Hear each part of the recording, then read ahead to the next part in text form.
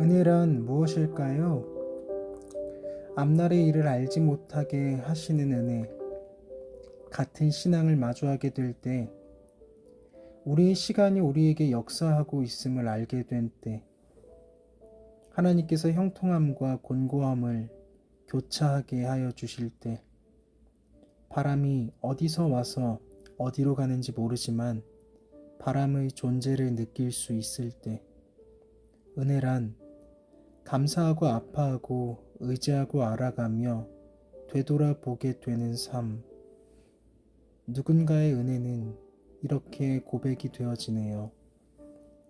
여러분에게 은혜란 무엇인가요? 저에게 은혜는 갚을 수 없는 걸 받아서 받을 수 없는 걸 내어주는 것입니다.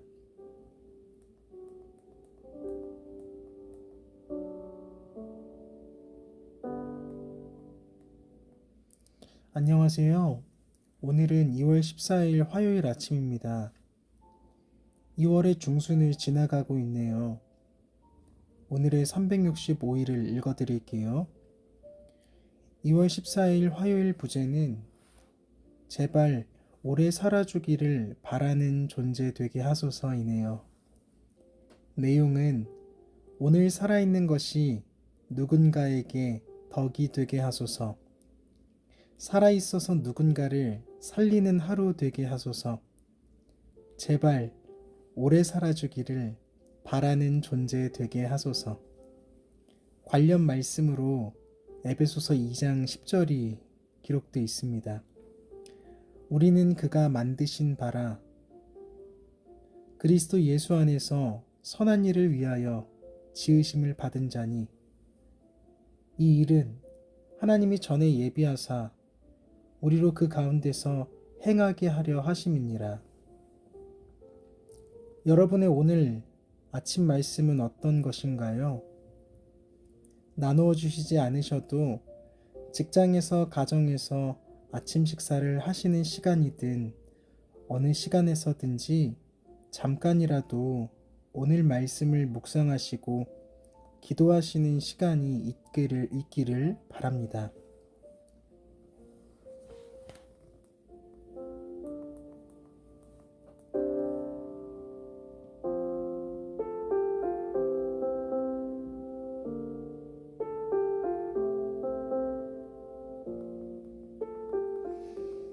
자, 오늘도 토마스 아켄피스의 그리스도를 본받아를 낭독해 드리겠습니다.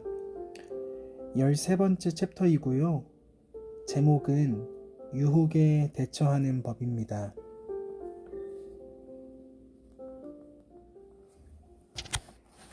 유혹을 피할 수 있는 사람은 아무도 없습니다. 중요한 것은 유혹에 어떻게 대처하느냐 하는 것입니다. 그러므로 유혹을 이기기 위해서는 겸손과 인내로서 오직 하나님께 도움을 청해야 합니다. 이 세상에 사는 동안에는 고난과 유혹을 피할 수 없습니다.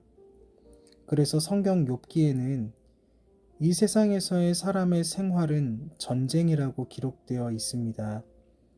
그러므로 악마에게 우리를 속일 기회를 주지 않기 위해서는 모두가 유혹을 경계하고 늘 기도로 깨어 있어야 합니다.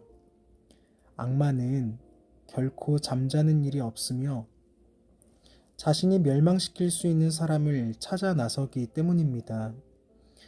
유혹을 아예 받지 않거나 또는 유혹으로부터 완전히 자유로울 수 있을 만큼 성숙하고 성스러운 사람은 흔치 않습니다. 유혹은 때로는 사람들에게 매우 큰 유익을 주기도 합니다. 사람은 유혹을 통하여 겸손해지고 정결해지며 교훈을 받기 때문입니다. 성인들은 모두 많은 고난과 유혹을 통과함으로써 성숙해졌습니다. 물론 유혹을 이겨내지 못한 사람들은 버림을 받고 넘어져 사라졌습니다. 유혹과 역경이 존재하지 않을 만큼 신성한 질서도 세상 어떤 장소도 없습니다. 사람이 인생을 사는 한 유혹으로부터 완전히 자유로울 수는 없습니다. 유혹의 원천이 우리 자신 속에 있기 때문입니다. 우리는 죄로 가득 찬 욕망 가운데서 태어났기 때문에 하나의 유혹과 고난이 지나면 또 다른 유혹과 고난이 찾아옵니다. 그래서 언제나 무엇인가에 의하여 고통을 받습니다. 이는 우리가 원래의 행복이 주는 은혜를 잊어버렸기 때문입니다. 많은 사람들이 유혹을 피하려고 하지만 더 깊이 유혹에 빠지고 맙니다. 도망친다고 해서 승리할 수 있는 것은 아닙니다. 그러므로 인내와 겸손으로서 우리의 적보다 더 강해져야 합니다. 유혹을 피하기만 할 뿐 뿌리를 뽑아내지 않는 사람은 발전할 수 없습니다. 그리하면 오히려 유혹이 전보다 더 빨리 찾아오고 더 나쁜 상황을 맞이하게 됩니다. 그러므로 유혹을 피하기보다는 정복하겠다는 결심을 굳히십시오. 그리고 끊임없는 인내와 하나님의 도움을 받아 조금씩 해나가면 유혹을 더 잘 정복할 수 있을 것입니다. 유혹에 빠지면 더 자주 상담을 받으십시오. 또한 유혹을 받는 사람을 대할 때는 지나치게 엄하게 다루지 말며 자신이 받고 싶은 것과 같은 위로를 그들에게 쏟으십시오. 모든 나쁜 유혹의 시작은 불안정한 마음과 하나님에 대한 적은 믿음에서 옵니다. 배의 방향을 조종하는 조타장치가 없는 배는 파도에 따라 이리저리 흔들릴 수밖에 없습니다. 마찬가지로 확고한 결심을 포기한 조심성 없는 사람도 여러 길로 유혹에 빠지고 맙니다. 불이 쇠를 연단하는 것과 같이 유혹이 의로운 사람을 연단합니다. 스스로 어떤 일을 할 수 있는지 모를 때가 자주 있습니다. 그러나 유혹을 통하여 진실로 우리가 누구인지 알 수 있습니다. 특히 유혹의 초기에 정신을 차려야 합니다. 유혹의 초기에 정신을 차리면 유혹이 마음에 파고들기 전에 적을 마음의 문턱 밖에서 저지함으로써 유혹을 쉽게 극복할 수 있기 때문입니다. 누군가 이렇게 말했습니다. 초기에 저항하라. 오래 기다리는 동안 병이 악화되어 버리면 어떤 약도 효력이 없기 때문이다. 처음에는 단순한 생각이 마음에 떠오르고 다음에는 강한 망상, 그 다음에는 쾌락과 나쁜 행동이 따라오며 결국에는 마음으로 유혹을 받아들이고 맙니다. 악의에 찬 적은 초기에 저항하지 않으면 조금씩, 천천히, 그러다 완전히 마음속으로 들어옵니다. 저항의 소극적인 기간이 길면 길수록 우리는 매일매일 더 약해지고 적은 더 강해집니다. 어떤 사람은 그리스도인으로서의 삶의 초기에 엄청난 유혹을 경험합니다. 어떤 사람은 말기에 심각한 유혹을 경험하기도 합니다. 또 어떤 사람은 전 생애를 통하여 유혹의 어려움을 경험하기도 합니다. 그런가 하면 어떤 사람은 매우 가벼운 유혹을 받습니다. 이러한 사람들은 사람 개개인의 본질과 가치를 다 아시며 또한 하나님이 선택하신 사람을 구원하기 위한 일을 우선적으로 행하시는 하나님의 지혜와 공의를 믿습니다. 그러므로 유혹을 받는다고 실망하지 마십시오. 더 뜨겁게 하나님께 구하면 하나님은 우리가 고난을 겪을 때마다 우리를 도우시는 것이 합당하다 생각하실 것입니다. 바울이 말한 것처럼 하나님은 우리가 유혹을 받을 때에도 피할 길을 주시어 우리가 이를 감당할 수 있게 하셨습니다. 따라서 하나님은 겸손한 영혼을 가진 사람을 구하여 들어올리실 것입니다.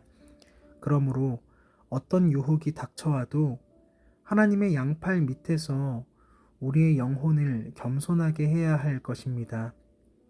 유혹과 고난을 겪으면서 사람은 더욱 발전하고 그의 가치가 더 크게 부각되며 도덕성이 더욱 분명히 드러납니다.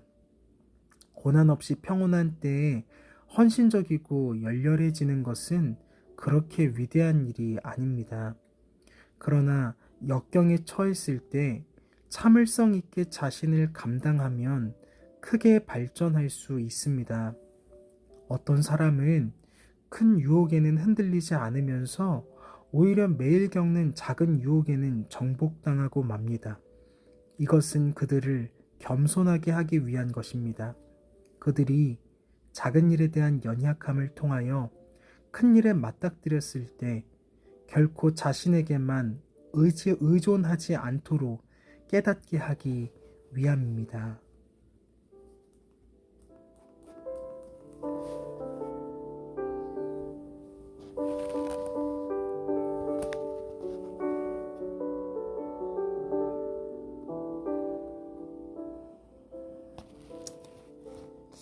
여기까지입니다.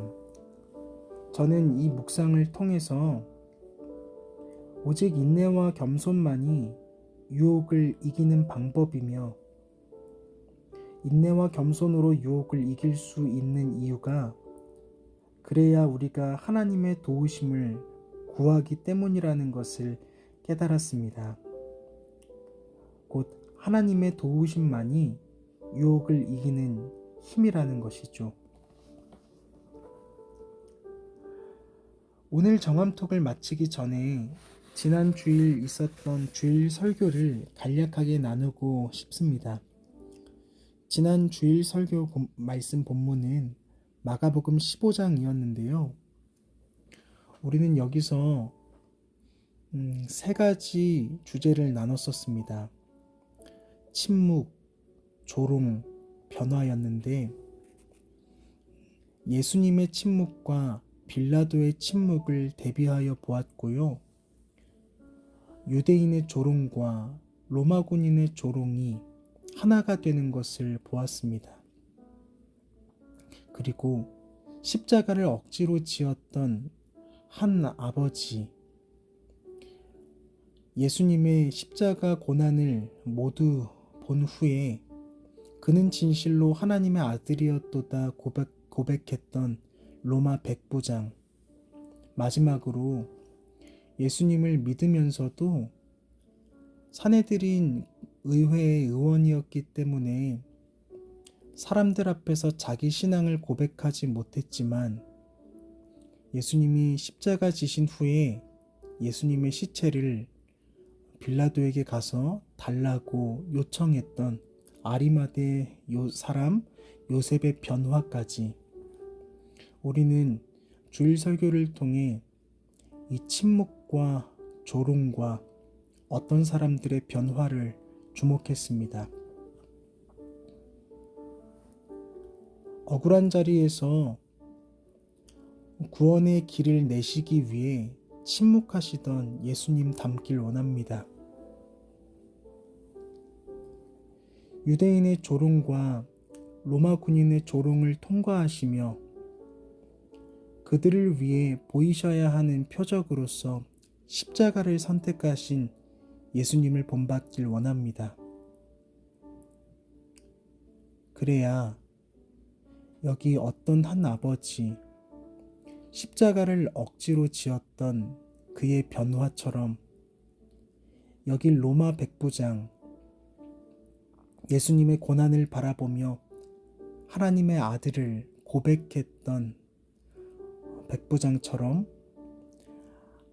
그리고 아리마대 사람 요셉의 변화와 같은 진정한 변화를 하나님 안에서 이끌어낼 수 있기 때문입니다.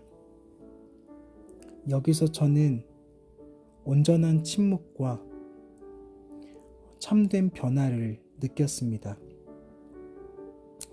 자, 오늘 정암톡은 여기까지였습니다.